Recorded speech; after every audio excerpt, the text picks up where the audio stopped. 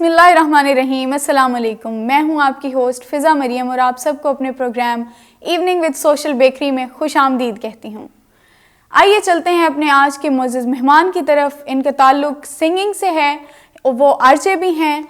उनका नाम है उसामा मलिक। अस्सलाम वालेकुम उसामा मलिक साहब। वालेकुम अस्सलाम। कैसे हैं आप? खैरियत से हैं? आप बताएं कैसे हैं? बहुत शुक्रिया आप तशरीफ़ लाए। अरे thank you so much social bakery का कि उन्होंने मुझे इनवाइट किया और आपने और प्लेयर इतने ऑनर से नवाजा मुझे। Thank you so much. Singing की तरफ कैसे आए और सिंगिंग में इंटरेस्ट कैसे डेवलप हुआ आपका? म्यूज़िक तो बचपन से ही था और पहले नाते पढ़ता था मैं, जैसे हर बच्चा पढ़ता है। और मेरी फैमिली में दूर दूर तक कोई म्यूज़िक करता ही नहीं था, हालांकि इसको बुरा समझा जाता था कि कहते थे कि पता नहीं म्यूज़िक करने वाला बच्चा कभी कामयाब नहीं हो सकता, कुछ नहीं कर सकता। तो नात पढ़ते पढ़ते एक दिन टीवी पे शो चल रहा था और मैंने अम्मी साथ बैठी थी, मैंने कहा अम्मी ऐसा सिंगर बनना है, मैंने बड़ा शो करना है, टीवी पे चलना चाहिए और बड़े बड़े लोग आए वहाँ पे और अच्छा सीन हो जाए। बस 8th क्लास में मैंने फिर अपनी पॉकेट मनी से गिटार लिया और मेरा सफ़र वहाँ से शुरू हो गया।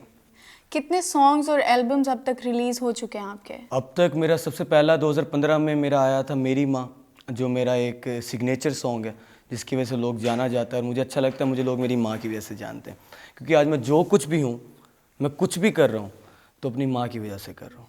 और उनकी दुआएं, उनकी सपोर्ट हमेशा रही। उन्होंने मुझे बताया है कि कैसे चलना है। हाँ, जब मैं उस स्टेज पे गया, जब मैं वो सब कुछ पा गया, उसके बाद मेरी माँ वो शायद देख नहीं पाई, काश वो देखती। और मैं यही कहता हूँ कि उनकी दुआओं के बगैर मैं नहीं कर सकता। तो मेरी माँ पहला सॉन्ग आया था जो मैंने उनके लिए और सब मदर्स के लिए किया था। उनकी 2015 में डेथ हुई थी तो उनके लिए मैंने गाना लिखा था। और उसके बाद फिर मेरा इश्क पुजारी आया और इश्क पुजारी तो मैं वैसे ही इश्क का पुजारी बन रहा हूँ तो सूफ़ी म्यूज़िक मेरा पैशन है। तो इश्क पुजारी, उस पर लोगों ने बहुत प्यार दिया, जो एक लाहौर की कंपनी ने स्पॉन्सर किया था और बहुत अच्छा रिस्पॉन्स आया। उसके बाद नेक्स्ट मेरा चल रंज मिटाए आया जिस पे हम लोग 200K क्रॉस कर चुके हैं। ग्रेट। हमारी ऑडियंस को अपना कोई गाना गा के सुनाएं। अरे ज़रूर, गाना ज़रूर आपको सुनाया जाएगा। इश्क पुजारी की मैं बात कर रहा था तो एक शेर है, कहते हैं इश्क नाम के गुजरे थे एक बुज़ुर्ग, हम लोग भी मुरीद उसी सिलसिले के हैं। इसको शाह शनावर ने लिखा है और मेरी कंपोजिशन है ये। ढोलक से उड़ती थाप हूँ मैं, थैया थैया का जाप हूँ मैं, जो धुल न सके वो पाप हूँ मैं। हर हिजर की पहली रात हूँ मैं, दिल तोड़े हुए जज्बात हूँ मैं, किसी वैशा की औकात हूँ मैं, बिल्कुल सस्ती सी बात हूँ मैं, अफराद को मैं ना पहचानूं। मैं दीन धर्म से आरी हूँ पर सब मानूं, मैं इश्क इश्क इश्क पुजारी क्या जानूं, मैं इश्क इश्क इश्क पुजारी क्या जानूं। बहुत खूब। ये वो गाना है और हर गाने के पीछे एक जर्नी होती है और ये ऐसा गाना है कि ये गाना मेरे सोच व गुमान भी नहीं था मैं करूँगा, बिल्कुल भी, मतलब प्लान चीज़ें नहीं होती, मेरी बिल्कुल प्लान में नहीं था। एक मेरे दोस्त हैं शाह शनावर, बहुत कमाल लिखते हैं, लिरिक्स से अंदाज़ा हो गया होगा। तो जब ये गाना बनने का प्लान हुआ तो मेरे पास इसकी पोइट्री लिखी पड़ी थी जो उसने मुझे वैसे सुनाई थी कि उसामा मैंने लिखी है। और जब पोइट्री लिखी हुई थी, जब उसको मैंने कहा कि इसको मैं बनाना चाहता हूँ, तो मैं कंपोज बना के लाहौर पहुँचा। और लाहौर पहुँचने के बाद एक ऐसा लड़का लाहौर गया जिसके पास कोई रेफरेंस नहीं था, कोई भी रेफरेंस नहीं था। मतलब ये उनके लिए बात कर रहा हूँ जो मुझे देख रहे हैं, जो ये कहते हैं, अक्सर सवाल मुझसे पूछते हैं कि फ़ेमस कैसे हुआ जाए। तो फेमस होने के लिए नीयत साफ़, ज़िंदगी आसान। बिल्कुल नीयत साफ़ थी और हम लोग लाहौर का सफ़र करने के लिए चल पड़े। लाहौर पहुँचे, बहुत अच्छे मेरे भाई भी हैं सुनेब जाहिद, उनके स्टूडियो में हम लोग जब पहुँचे तो उनको मैंने कहा कि ऐसा गाना बनाना चाह रहा हूँ। जब मैं उनको गाना सुनाया तो कैन यू इमेजिन, उन्होंने कहा कि उसामा ये नहीं बन सकता। मैंने क्यों? कह रहे इतनी बकवास कंपोज आई वॉज लाइक कि मैं तो अपने दिन रात लगा के आया हुआ हूँ, मैं तो मेहनत करके आया हूँ, आप ऐसा कह रहे हैं। उन्होंने कहा नहीं उसामा, ये नहीं, तुम्हारा स्टार्ट है और स्टार्ट ऐसा नहीं होना चाहिए। मैंने कहा फिर क्या किया? उन्होंने मुझे रूम दे दिया और कहते हैं कि मेहनत करो। 4 दिन हम लाहौर रहे और हम कंपोजिस बना रहे हैं। 8 कंपोजिस बनाई गई, इसकी 8 कंपोजिशंस बनी, रिकॉर्ड हुई, रिकॉर्ड होने के बाद डिलीट कर दी गई। ये 8वीं है, मतलब 7 डिलीट कर दी गई। और फिर अच्छा बहरहाल बात आ गई, क्योंकि सबसे मेन मसला होता है, मैं इस बात को लाजमी उठाता हूँ, एक आर्टिस्ट के लिए मसला ये होता है कि अगर आपकी फैमिली में कोई नहीं करता, कोई भी नहीं कर रहा, तो एक आर्टिस्ट के लिए सबसे बड़ा मसला होता है कि मैं फाइनेंशियल कहाँ से सपोर्ट लाऊं, मैं कैसे करूं। मतलब 90% लोग यही मसला कर रहे होते हैं कि हम लोग आगे बढ़ना चाहते हैं, हम आगे जाना चाहते हैं, मेरे पास गाने हैं, मैं सब कुछ बनाना चाहता हूँ, मेरे पैसे नहीं है। जब मेरे जहन में भी यही सोच थी, ज़ाहिर बात है पैसे नहीं है। बस उसके बाद स्पॉन्सरशिप के लिए ढूंढा, लाहौर की बाज़ारों में घूमा सीरियसली कि मुझे स्पॉन्सर चाहिए। और ये कमर्शियल गाना नहीं था, एक सूफ़ी गाना था, इसमें एक इश्क हकीकी की बात की जा रही थी। तो एक मैम मिली मुझे, मैं उनको हमेशा याद रखता हूँ। उन्होंने जब उनको गाना सुनाया गया, उन्होंने कहा गाना मैं स्पॉन्सर करूँगी। तो ये गाना उन्होंने स्पॉन्सर किया और स्पॉन्सर करने के बाद ये गाना बन गया। मतलब मैं एक बात लाजमी कहता हूँ कि मैं यहाँ बैठा हूँ, अल्लाह ताला का शुक्र है, मेरी माँ की दुआएं हैं, लेकिन मेरी इसमें कोई ऐसी मेहनत नहीं है कि मैंने दिन रात भागा, बेशक भागा हूँ, लेकिन अल्लाह ताला की तरफ से जो मेहनत, जो मेरी मदद हुई है मुझे, वो उससे बढ़ के कुछ भी नहीं था।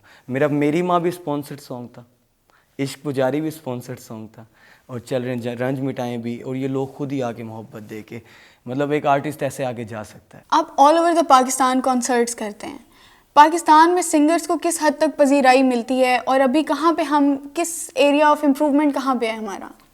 सिंगर को बेसिकली जो आर्टिस्ट होता है उसको पजीराई तभी मिल जाती है जब एक इंसान भी उसके गाने को समझे, उससे मोहब्बत कर ले। जब मैंने मेरी माँ निकाला तो मुझे इंडिया से एक लड़के का मैसेज आया कि मेरी अम्मी आपसे बात करना चाहती है। उनकी मुझे इंडिया से कॉल आई, मेरे लिए पजीराई वही थी। जब इश्क पुजारी निकाला तो मैं याद रखता हूँ उन लोगों को, मैं एक होटल पे गया हुआ था और वहाँ पे एक वेटर आया और कहता है कि आप उसामा मलिक हैं। मैंने इश्क पुजारी सुना, उसकी लिरिक्स बहुत अच्छी हैं। मेरे लिए सबसे बड़ी चीज़ वो थी। हाँ, स्टेज पे लाखों लोगों के सामने परफॉर्म करना, एक उसको आप ये कह सकते हैं स्टारडम होता है, मतलब एक आर्टिस्ट के लिए बड़ी एक अच्छी बात होती है, लेकिन जो मेन दिल को सुकून मिलता है वो ऐसे 2 फैंस भी हों तो आप कामयाब हैं। और एक कामयाबी बेसिकली हमने कामयाबी का डिफरेंट एक मीनिंग निकाला हुआ है। होता ये है कि इंसान वही होता है, उसामा वही है, फ़िज़ा भी वही है। होता ये है कि पहले उसको 2 लोग जानते हैं, फिर 3 लोग जानते हैं, फिर 4 लोग जानते हैं, फिर 5 लोग, फिर 10 लोग, फिर करोड़ लोग जानते हैं। इंसान वही है।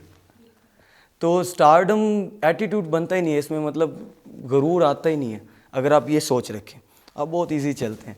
तो मेरे लिए कामयाबी ये है कि कोई एक बंदा आके दिल से उसको पसंद कर ले, दिल से उसको सुन ले, तो मेरा काम हो जाता है। बहुत अच्छी बात की आपने। पाकिस्तान में यंग सिंगर्स को, या वो लोग जो सिंगिंग की तरफ आना चाहते हैं, वो समझते हैं उनकी आवाज़ अच्छी है, उनको क्या मौके मुयस्सर हैं? उनके लिए बहुत अच्छे हैं। पाकिस्तान में तो हो रहा है, लेकिन अनफॉर्चुनेटली हम लोग इतने अच्छा काम नहीं कर पा रहे, क्योंकि यहाँ पे वो सीन नहीं है।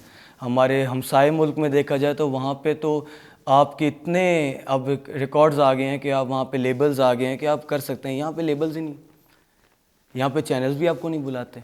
आप किसी चैनल के पास जाएं और आके कहें कि मैं गाना गाता हूँ, वो कहेंगे अच्छा सही है, और लेकिन उसको अपने ही दम पे इंडिपेंडेंट होके, फाइनेंशियली इंडिपेंडेंट होके काम करना पड़ता है।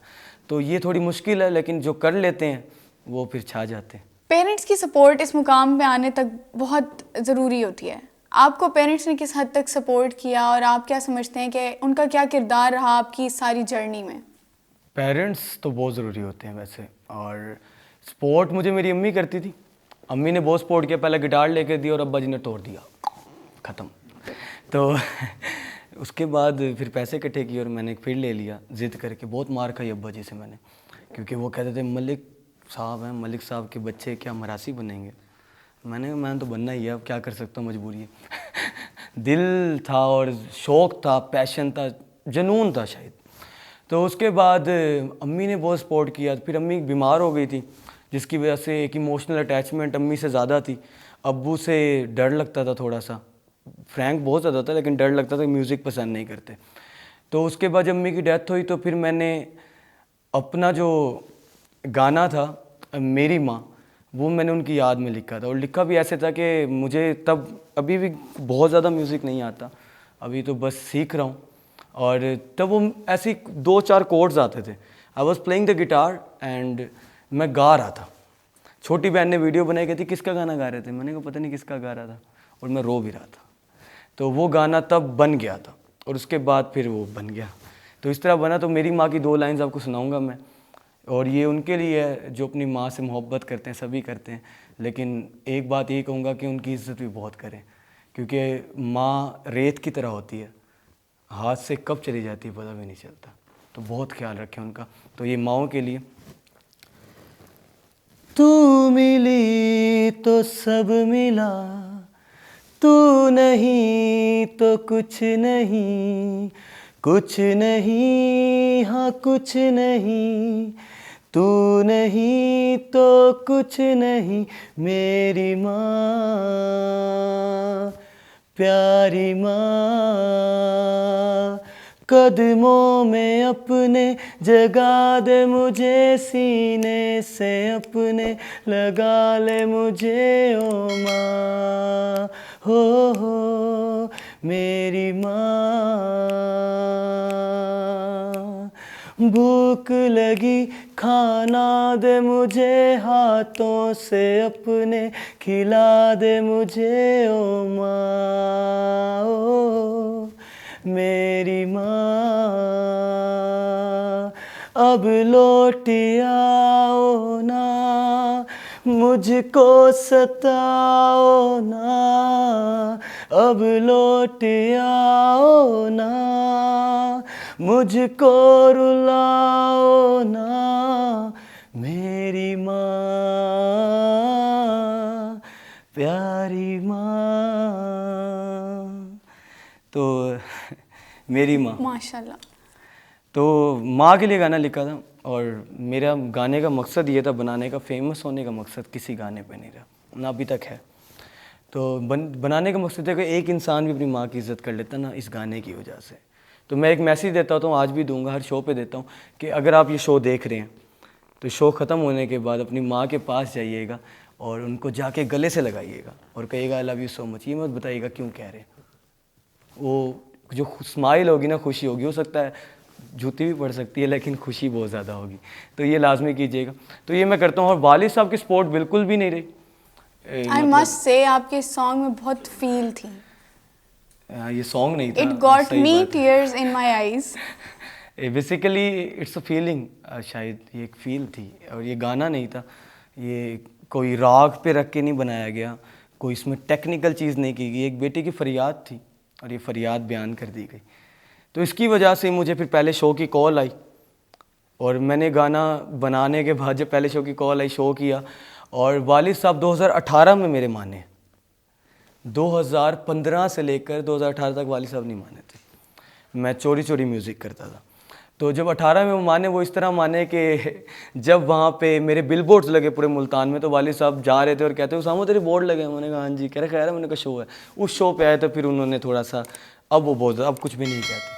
तो बेसिकली जब एक आर्टिस्ट पैसे कमाने लग जाए तो तब उसको शायद घर वाले सपोर्ट करने लग जाते हैं, एक तल्ख हकीकत। पाकिस्तान में म्यूज़िक इंडस्ट्री को आप कहाँ पे देखते हैं, और आपको क्या लगता है कि हुकूमत को किस हद तक सपोर्ट करनी चाहिए और किस हद तक हमारे सिंगर्स को सपोर्ट की ज़रूरत है?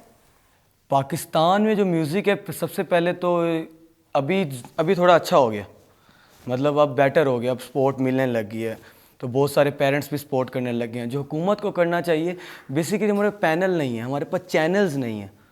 जैसे माशाल्लाह सोशल बेकरी को मैं अप्रिशिएट करूँगा, और मैं लिटरली खुश हुआ हूँ कि वो प्रमोट कर रहे हैं। ऐसे चैनल्स होने चाहिए, ऐसी चीज़ें होनी चाहिए जहाँ अपना आर्टिस्ट अपना आर्ट को दिखा सके, बता सके, रियल टैलेंट को सामने लेके आया जाए। तो बेसिकली ये करना चाहिए, और होप फॉर द बेस्ट, उम्मीद पे दुनिया कायम है, इंशाल्लाह बेहतर हो जाएगा। एंड पे हमारे नाजरीन को अपना एक खूबसूरत सा गाना सुना दें कोई, और उसके साथ ही हमारी ऑडियंस को, कोई यूथ को कोई आप मैसेज देना चाहें तो। ओके, लास्ट सॉन्ग जो मेरा है वो चल रंज मिटाएं, तो बेसिकली इट्सेल्फ वो एक मैसेज है और वो यूथ के लिए है। मैं आपको बता चुका मेरी जर्नी ऐसे रही है कि मेरी माँ माँओं के लिए, इश्क पुजारी सूफियों के लिए और रंज मिटाएं जो है वो यूथ के लिए ही है। तो एक मैसेज है बेसिकली कि आप कैसे कामयाब हो सकते हैं, इस गाने में उसको बताया गया। उसके साथ एंड करेंगे।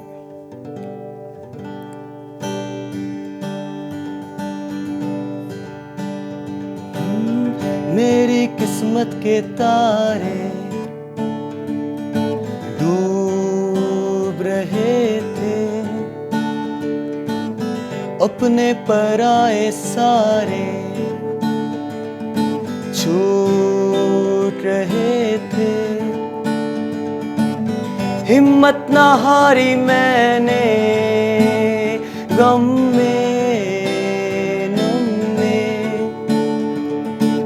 सुबह के सूरज ने कहा आकर मन में, चल रंज मिटाएं शतरंज लगाएं, चल पलट दे बाजी कर रब को राजी। चल रंज मिटाएं शतरंज लगाएं, चल पलट दे बाजी कर रब को राजी। चल रंज मिटाएं शतरंज लगाएं, चल पलट दे बाजी करे रब को राजी। यही मैसेज है। कमाल, बहुत शुक्रिया उसामा, Thank बहुत you so शुक्रिया much. आपकी तशरीफ़ आवरी का, और आपने हमें इतने प्यारे खूबसूरत सॉन्ग सुनाए उसका। We are really impressed by your journey. Thank you so much. Thank you so much. आप लोगों का बहुत शुक्रिया, सोशल बेकरी का बहुत शुक्रिया कि आप लोगों ने मुझे बुलाया और इस तरह काम करते रहें, यूथ को आगे लेते जाएं और उनको भी चांस दें जो आगे बढ़ना चाह रहे हैं। बहुत ज़रूरी है। Thank you so much. Thank you so much once again. Thank you so much. इसी के साथ ही नाजरीन अपने इस शो का इख्तिताम करते हैं। उम्मीद करती हूँ आपको हमारा आज का शो बहुत पसंद आया होगा। मिलते हैं अपने अगले प्रोग्राम में अपने नए गेस्ट के साथ। तब तक के लिए अपना बहुत ख्याल रखिएगा। अपनी होस्ट फ़िज़ा मरियम को इजाज़त दें। अल्लाह हाफ़िज़।